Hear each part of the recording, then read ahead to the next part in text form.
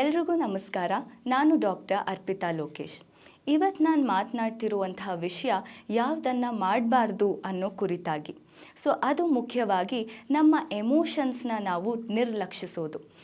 ನಾವು ನಮ್ಮ ದೇಹದ ಆರೋಗ್ಯಕ್ಕೆ ಸಂಬಂಧಪಟ್ಟಾಗೆ ತುಂಬ ಕಾಳಜಿ ವಹಿಸ್ತೀವಿ. ಒಂದು ಕೆಮ್ಮಾದರೆ, ನೆಗಡಿ ಆದರೆ, ಜ್ವರ ಬಂದರೆ ಇಮಿಡಿಯೇಟಾಗಿ ಮೆಡಿಸಿನ್ ತಗೋತೀವಿ. ಇಮಿಡಿಯೇಟಾಗಿ ಅದ್ರ ಮೇಲೆ ಒಂದು ಕಾನ್ಸಂಟ್ರೇಷನ್ನ ಕೊಡ್ತೀವಿ, ಕೇರನ್ನು ಕೊಡ್ತೀವಿ.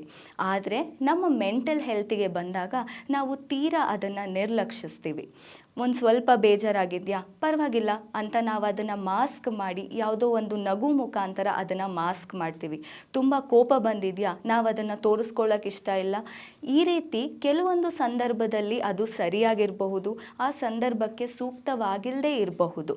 ಆದರೆ ಇದನ್ನೇ ಒಂದು ಅಭ್ಯಾಸವಾಗಿ, ಇದನ್ನೇ ಒಂದು ನಾನು ಇದನ್ನು ಮಾಡಲೇಬೇಕು, ಇಲ್ಲ ಅಂದರೆ ಯಾರು ಏನು ಅಂದ್ಕೊಂಡು ಬಿಡ್ತಾರೋ ಅನ್ನೋ ಒಂದು ಫಿಯರಲ್ಲಿ ನಮ್ಮ ಯಾವುದೇ ಎಮೋಷನ್ಸ್ ಆಗಿರ್ಬೋದು ನಾವು ಸಪ್ರೆಸ್ ಮಾಡ್ತಾ ಹೋಗ್ತೀವಿ.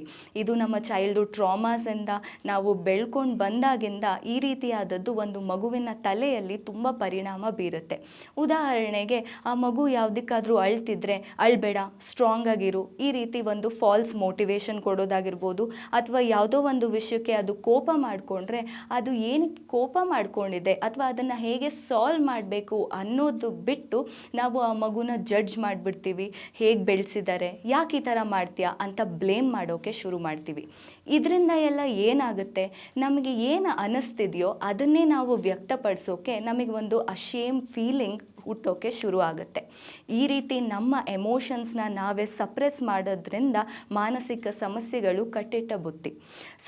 ಇದೇ ಕ್ರಾನಿಕ್ ಡಿಸಾರ್ಡರ್ಸ್ ಆಗಿರ್ಬೋದು, ಯಾವುದಾದ್ರೂ ನಾವು ತಗೋಬೋದು. ಅದು ಡಿಪ್ರೆಷನ್ ಆಗಿರ್ಬೋದು, ಆಂಗ್ಸೈಟಿ ಅಥವಾ ಇನ್ಸೆಕ್ಯೂರಿಟಿ, ಸ್ಯಾಡಿಸಮ್, ಯಾವುದೇ ರೀತಿಯಾದಂತಹ ಒಂದು ಕೆಟ್ಟ ಪರಿಣಾಮ ಬೀರುವಂತಹ ಮಾನಸಿಕ ಸಮಸ್ಯೆಗಳಾಗಿರ್ಬೋದು. ಇದು ಎಲ್ಲದರ ಮೂಲ ಕಾರಣ ನಮ್ಮ ಎಮೋಷನ್ಸ್ನ ನಾವು ಡಿನೈ ಮಾಡೋದು, ನಿರ್ಲಕ್ಷಿಸೋದು.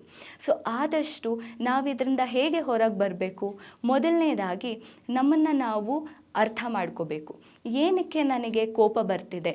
ಇನ್ಸ್ಟೆಡ್ ಆಫ್ ಅದನ್ನು ಡಿನೈ ಮಾಡಿ ಅದನ್ನು ಇಲ್ಲ ಅಂತ ಹೇಳೋದಕ್ಕಿಂತ ಏನಕ್ಕೆ ಆಗ್ತಿದೆ ಅನ್ನೋದು ಒಂದು ಚಿಕ್ಕ ಥಾಟ್ ನೀವು ಕೊಡಬೇಕು.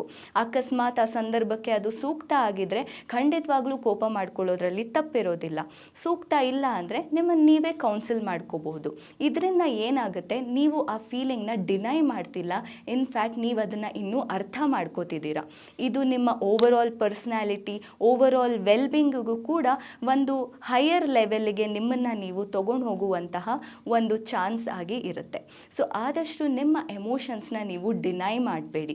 ಹಾಗೆ ನೀವು ಅಲ್ಲದೆ ನೀವು ಪ್ರೀತಿಸೋರು ಅಥವಾ ನಿಮ್ಮ ಫ್ರೆಂಡ್ಸ್ ಆಗಿರಬಹುದು, ನಿಮ್ಮ ಸುತ್ತಮುತ್ತಲಿನವರಾಗಿರಬಹುದು, ಅವರು ಕೂಡ ನಿಮ್ಮ ಹತ್ರ ಏನಾದರೂ ಶೇರ್ ಮಾಡೋಕ್ಕೆ ಬಂದಾಗ ಅವ್ರ ಫೀಲಿಂಗ್ಸ್ನು ನೀವು ಡಿನೈ ಮಾಡಬೇಡಿ. ಅದನ್ನು ಆದಷ್ಟು ಅರ್ಥ ಮಾಡ್ಕೊಳ್ಳಿ, ಅವರಿಗೂ ಅವರ ಬಗ್ಗೆ ತಿಳ್ಕೊಳ್ಳೋಕೆ ಇನ್ನೂ ಹೆಚ್ಚು ಸಹಾಯ ಮಾಡಿ. ಹೀಗೆ ನಾವು ಒಂದು ಒಳ್ಳೆ ಕಮ್ಯುನಿಟಿಯನ್ನು ಬಿಲ್ಡ್ ಮಾಡ್ಬೋದು. ಒಂದು ಮೆಂಟಲ್ ಹೆಲ್ತ್ ಕುರಿತಾಗಿ ಇನ್ನೂ ಹೆಚ್ಚು ಅವೇರ್ನೆಸ್ ಮೂಡಿಸ್ಬೋದು ಅಂತ ಹೇಳ್ತಾ ಮುಂದಿನ ಸಂಚಿಕೆಯಲ್ಲಿ ಭೇಟಿಯಾಗೋಣ. ನಮಸ್ಕಾರ.